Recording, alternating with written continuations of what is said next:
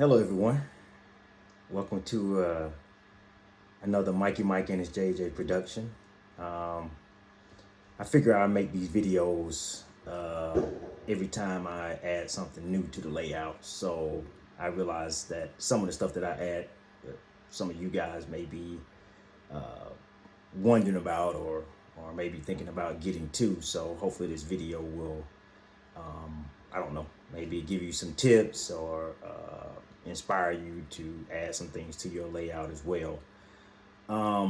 Before we get into what today's video is about, first of all, I want to show you something that I'm going to add as bonus footage. I won't do a separate video for this because it's pretty straightforward. I've been looking for one of these, and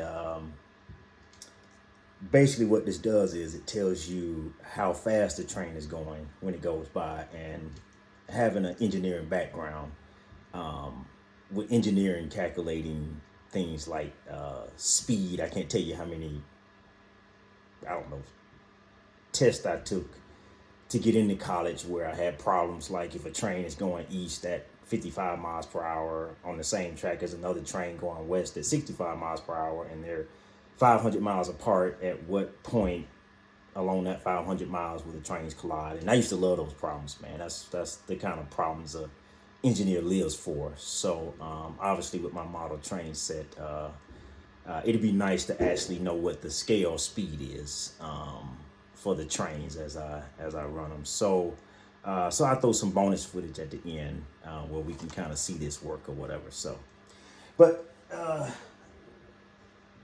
the main purpose of this video today is inclines.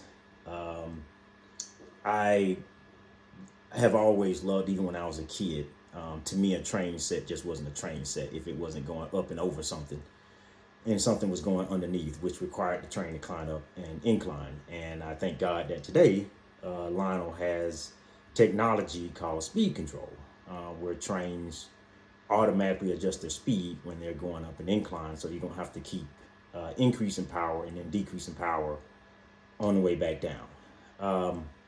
The problem is that with O-scale, a lot of you, like me, are limited on space. And if you want to maintain a 3% incline, which is what's recommended for these model trains, it requires a lot of space to allow those trains to climb up the incline. And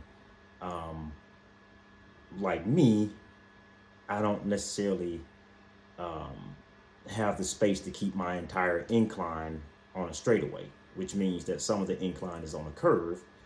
And the issue is that when you go around a curve on an incline, if the track isn't level, your diesel engine, especially your longer diesel engine, as even some of your longer rolling freight, will derail.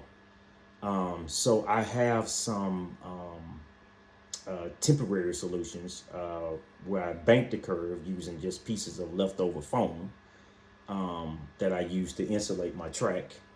And that has basically solved the problem. The only thing is that as you get more and more into the hobby, the more and more realistic you want your track to look. And having these bankments, and I'll show you that in a second. Matter of fact, let's just take a look at it right now. Okay, so this is my current situation, and as you can see, as I described earlier, I have to bank my curves to keep the trains from derailing, specifically my 17.5-inch diesel train. And while this works, having the foam pieces in strategic places to keep the track level, the issue is it just looks bad. And if there was some kind of way I could have a curved support underneath the track here, I could make it look a lot more aesthetically pleasing. And these foam pieces here. And as I go around my layout here, in a video that I did earlier, I used these pieces here that I got from Home Depot.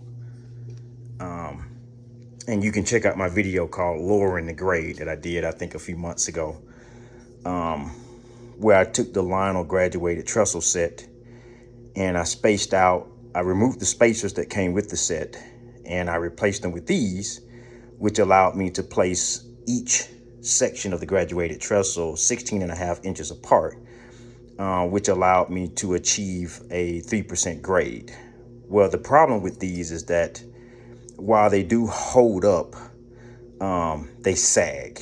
And once again, even though it works and it's functional, it's just not aesthetically pleasing and realistic looking to see your train going up the incline, and there's parts where it's like sinking down and then rising back up again, because it's obviously these were not made to support trains. They were made for something else. And if you are in carpentry or construction, you probably know what that is, but I do not. So to solve my problem on the straightaway, I purchased a piece of 2-inch thick wood. It is 8 feet long, 2 inches thick, and about 8 inches wide. And being that it's only 8 feet long, and obviously it doesn't curve, I can only use it on the straight section of the incline, which I'm fortunately enough to have enough room to do. But some of you may not. And I have 2 inches here, and then I have some foam underneath this thing, which I am not going to move, so you have to use your imagination. At this point in the tunnel, you can kind of see the part that isn't covered in sticky wallpaper from Amazon to make it look like something it's not. You can see the actual wood in the tunnel. And at that point, right before it goes through the wall, it's about 4.75 inches. So that means I have 2.75 inches of foam beneath it, holding it up to achieve the 3% incline. But again, the issue is the curve part. Obviously, with the right machining and tooling, I could maybe cut some wood to curve around to support that, but that would be a last resort. Right now, I'm going to try the HO incline foam, since it does curve. It's like a foaming curve, and I'm going to try to see if I can get that to work.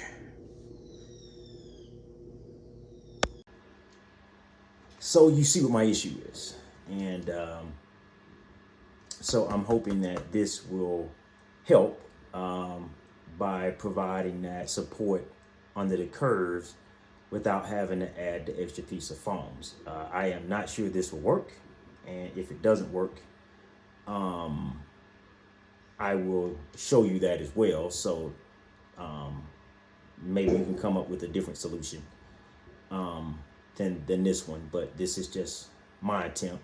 This is made for HO scale, so it's really not made for O scale, but at this point I'm going to just try something, and then if it doesn't work, we'll go back to the drawing board. So let's try it and see if it works. Okay, so, and you have to excuse the fireworks going off. It is New Year's Eve after all.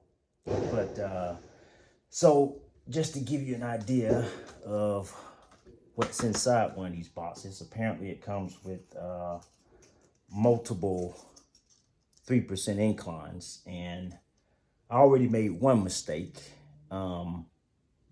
There are some risers that come with this that allow you to get up to a certain height, and as you can see back over here, Let's see if you can get that in. Yeah, so I need to get up to about close to 2 inches. And these are only 3/4 of an inch thick. Now it came with multiple of these. I have no reason why, but since I forgot to buy the 1-inch riser, I am going to make a riser by combining opposite ends of these, which will give me 3/4 inch. And then I will combine another incline here to extend my 3% grade, which will get me up to 1.5 inches, which is not exactly 2 inches, but that's close enough. And the remaining 1/2 inch, I can use a spacer in between that. So let's try that and see if it'll work.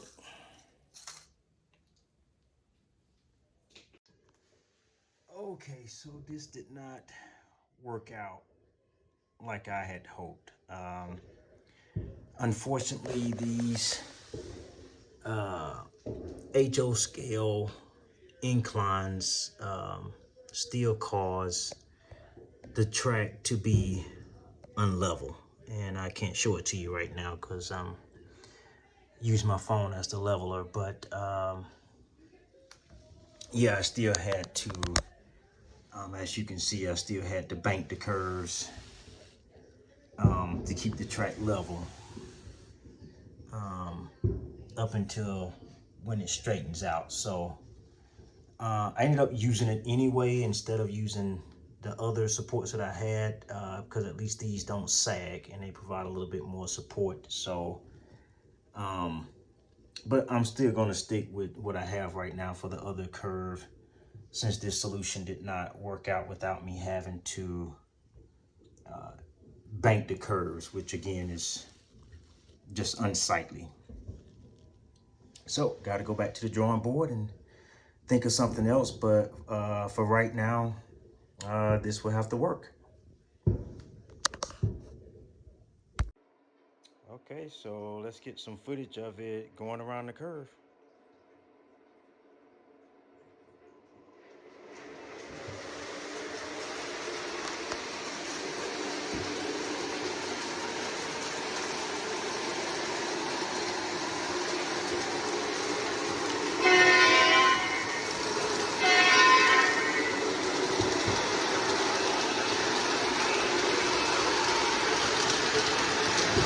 So as you can see, no derailments. So that's a good thing.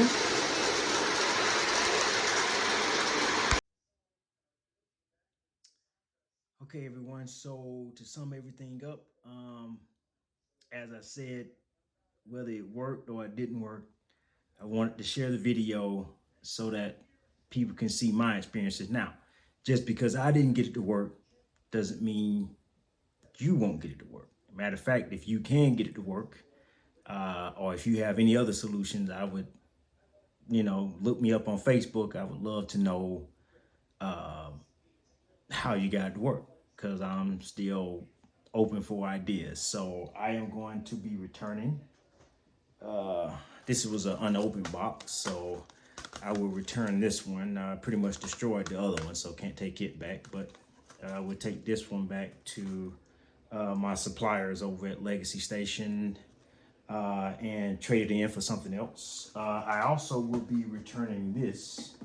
If you remember, I said I was going to do some bonus footage of this working. Unfortunately, it did not work as I thought it should. The voice on here is very low.